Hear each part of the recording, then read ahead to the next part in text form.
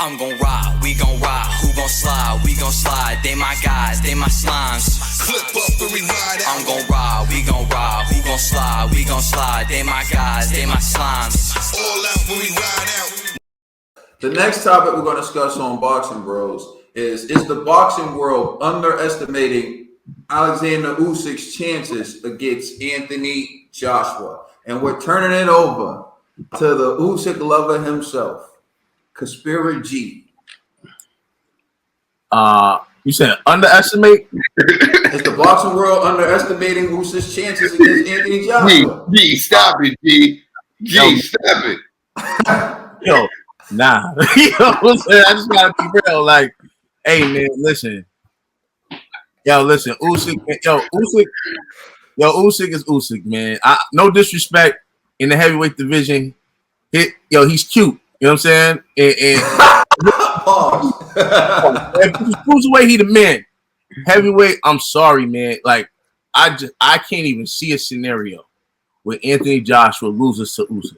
Like, I just can't see it. So, is the boxing world underestimating Usyk? I don't believe so, man. And we've seen Usyk in 2 heavyweight fights. I wasn't impressed by either, you know. And I understand, you know, Chisora. Like, he survived Chisora's onslaughts. But again, Chisora's a gatekeeper. Anthony Joshua is like the top, you know, of the heavyweight division. Yo, man, I'm sorry, man. We eating Ukrainian soup that day. So, you know, salute to Boxing Bros UK, man. This is going to be an easy dub, you know. Hey, man, listen. I like Usyk for real. I really do. But when it comes to certain fighters, and remember, if y'all noticed, what was it, like last week, 2 weeks ago? I did change my mind against Usyk versus George Joyce. I was like, you know what, Usyk might pull it off against Joyce. But he ain't doing that with AJ. And I'm 10 toes down on this. There's no wavering. No wavering. Like, underestimation, hell to the no. Bro, we eat Ukrainian soup. I don't know where I can find some Ukrainian soup in the bean, but I'm going to find it. And on that day, I'm literally eating. Don't go there. It's going to be poison. They got poison this shit. You know, sprinkle rap poison with my soup. They're like, oh, you G from Boxing Bros? I'll be like, yeah, what's up? They're like, oh, hold on. I'll be right back. You know what I mean? They put that arsenic in there. The views of the G. Shout out to Boxing Bros Ukraine. Mm-hmm. Kamish, you heard what G had to say. Is the boxing world underestimating Usyk's chances against Anthony Joshua? We're on 2 different planes when we go to Ukraine. G. Oh, definitely.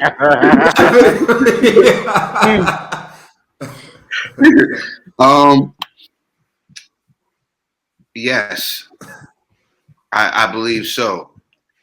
I'd like to could say that my brother and I, we're boxing historians, right?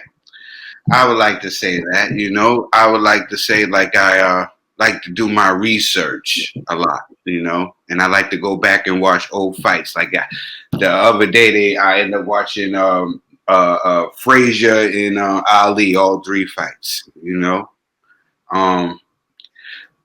But something came to my mind when G was talking.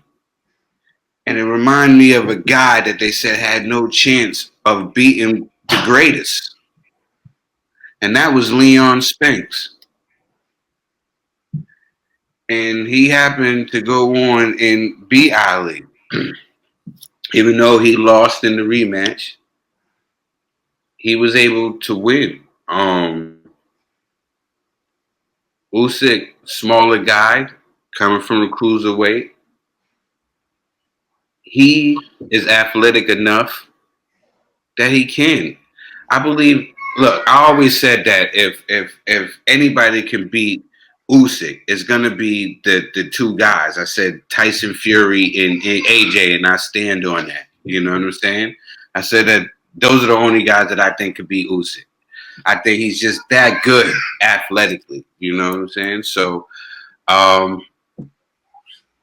think AJ will have to have another off night at the office, you know, And but I think that AJ will get, if they have a rematch, that he would get that data and he would, revenge that loss. But it could happen.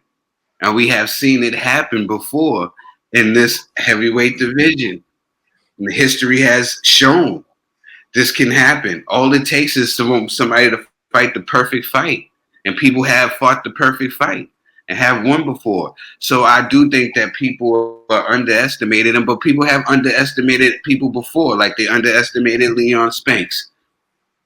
And he had got his shot. They underestimated Andy Ruiz.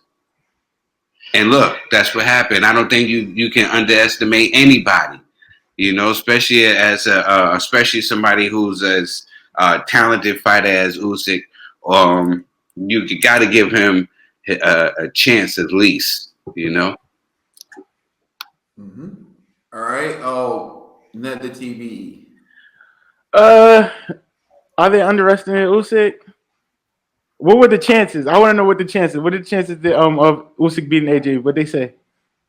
I mean, I didn't look at the odds, but most people in the boxing world they are picking favoring AJ? Anthony Joshua and saying that Usyk's nothing but a puffed up cruiserweight. Yeah, true. I wouldn't That's say what you get when you go to most channels. So that's what, or even most boxing experts. So that's the question.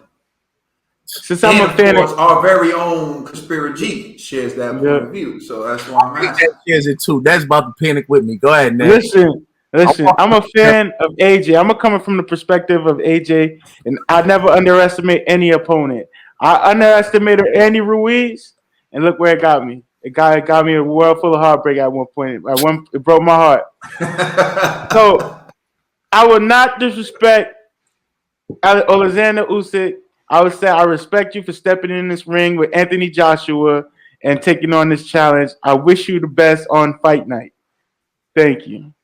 And I will love to enjoy Ukrainian It's not soup about are you one day. underestimating him. It's about is the No, boxing world yeah, they underestimating are. him. Yeah, they are. Because AJ's not underestimating Usyk. Y'all shouldn't either. Let the man fight. Crooked finger salute, man. Thank you. All right, Ned. So here's the deal. And Trill brought up something that's hilarious. Just to piggyback off of what he said, Leon Spinks. But Michael Spinks. Michael Spinks moved up from cruiserweight to heavyweight and beat Larry Holmes twice. And people were looking at the cruiserweight and didn't think he had a chance either. But he beat Larry Holmes. And people forget that going into the fight with Mike Tyson, Michael Spinks was actually the lineal and Ring Magazine champ, not Mike Tyson. So going into the fight with Mike Tyson, Michael Spinks had the Ring Magazine belt. Michael Spinks was the lineal because he was the one who beat Larry Holmes. Michael Spinks was the man who beat the man. And that fight was actually, experts picking it, was actually a lot closer than you think. And a lot of people have Michael Spinks beating Iron Mike Tyson. So you look at Evander Holyfield. Evander Holyfield moved up from the cruiserweight division and had great fights with some big heavyweights. Now, I preface that by saying, in my personal opinion, Evander Holyfield to the gills. If you know the impression. If you're familiar with the impression. Yeah. To the gills. In my opinion. That's just my opinion. I got facts to support it because they're out there. And we did an episode like when we first started this show. Our audio wasn't that good, but of course the quality of what we're saying was good. We talked about how prevalent is PED use in the sport of boxing. If you can, you should go back to that video. If you can tolerate the audio, it was one of the first videos we ever made of how prevalent is PED use in boxing. And it's a pretty good video, and you'll get our opinion, or at least my opinion on Evander Holyfield to the gills. However, the point I'm making is it's not unusual for a cruiserweight to come and have success at heavyweight. The other point is Usyk is an Olympic gold medalist, undisputed at cruiserweight. Tony Bellew's on record as saying Anthony Joshua won't face a better boxer than Aleksandr Usyk. He's not saying that Alexander Usyk's going to be a bigger threat than Tyson Fury or Deontay Wilder. But as far as skill set goes, he's saying that Anthony Joshua won't face a better boxer. I've already told you, Alexander Usyk has the skill set to mimic a style that gives Anthony Joshua trouble. What Andy Ruiz was able to do, whether you admit it or not, was he neutralized Joshua to using his height, his reach, and distance. If he exchanged with Andy Ruiz, he was going to be in trouble. And people are overlooking the fact that Usyk can bring that same type of trouble to Anthony Joshua. Because as the shorter heavyweight, he can get leverage, the hand speed, the hooks. Joshua has a good hook, but when you're hooking against someone who's 6'6", 6'8", it's different than hooking against someone who's like 6'3", 6'4". Their hook shorter, you know? So Usyk has the ability to mimic a style that's difficult for Anthony Joshua. And I think people are overlooking Usyk. And it's bad not only for, it's disrespectful not only to Usyk, but it's bad for Anthony Joshua because it puts him in a lose-lose situation because people are not realizing the seriousness of the threat he's about to step into the ring with. Everyone's just like, oh, you're stepping in the ring with food, so everyone's making it seem like it's easy money. But what you gotta realize, yeah, exactly. There's not no easy in there full credit with a guy who beat most of the heavyweights, who would beat most of the heavyweights out there. And if you don't believe that, just look at how easy, well, not easy, but he beat Derek Chisora in his second fight at heavyweight. More convincingly, in my opinion, than Joseph Parker did it. And Joseph Parker's the former heavyweight champion of the world. Joseph Parker been fighting at heavyweight his entire career. And Joseph Parker has a victory over Andy Ruiz, although we all believe it was hometown decision. Still, the point I'm making is he's done enough at heavyweight in 2 fights. And he's done more in heavyweight in 2 fights than some fighters have done in their entire career at heavyweight. In addition to having a resume as an Olympic gold medalist, in addition to being the former undisputed cruiserweight champion, how dare people disrespect a man like he doesn't have a chance? How dare people act like he's just some other bum who Anthony Joshua stepped in the ring with? He has a damn good chance. He's a damn good fighter. Win, lose, or draw, put some respect on Usyk's name. Definitely. Hold on. Can I just say one thing? Katie said something out, and I was just like, yo, that's true. If Joshua loses this fight, it's gonna be bad, man, for AJ, man, because people are underestimating Usyk. It is gonna be like, damn, he lost to another one. First, the Mexican Mario. Now, you know what I mean? Well, you know what? It'll bring awareness to how good Usyk really is. Because if AJ does win this fight, I think that he should get a lot of credit for this. Because Usyk is a dangerous and very talented and awkward guy, and I think that AJ should get the credit he deserves for being Usyk. I think it's based upon how he wins, right? If AJ wins first round knockout, he's not gonna get any credit. But if AJ's trying to hit Usyk and he's missing, and Usyk has him going into deep waters, and then AJ pulls it out around the end, AJ's going to get that credit because Usyk's showcasing his skill set.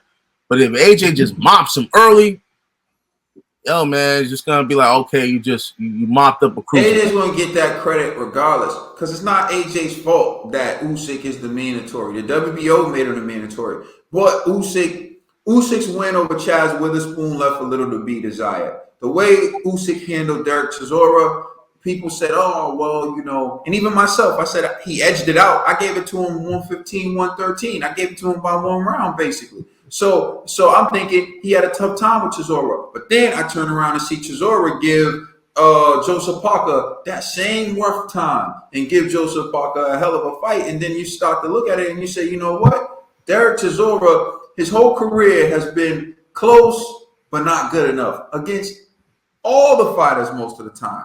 Even Dillian White. Derek Chisora had Dillian White down, was beating Dillian White until he got caught with that left hook in their second fight. And their first fight was so close that it warranted a second fight in the first place. So you can't overlook the quality of a victory over Derek Chisora for someone in their second fight at heavyweight. And I just want to address this and then I'm done. Anthony Joshua took Andy Ruiz on short notice. People don't understand how that impacts someone. When you take a fight on short notice, you don't have a full camp, you don't know. And when you take a fight on short notice, it's always perceived as though the person you're fighting on short notice is easy money. That's what everyone thinks. So that's why you take this person on short notice. This person's easy money. But Andy Ruiz has always been a quality heavyweight, has always been a quality contender. Andy Ruiz is no slouch, and people knew that going in. The fact he picked someone like Andy Ruiz, most people knew Andy Ruiz was a more dangerous fighter than Jarrell Big Baby Miller was the original opponent.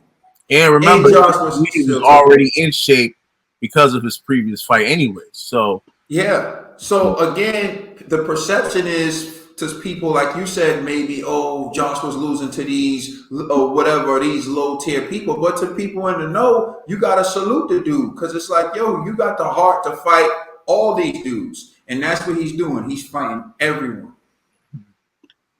Please let us know how you feel in the comment section. Please like and subscribe and check us out on Instagram and Twitter. And also check out our podcast on all major streaming services. We are the Boxing Bros.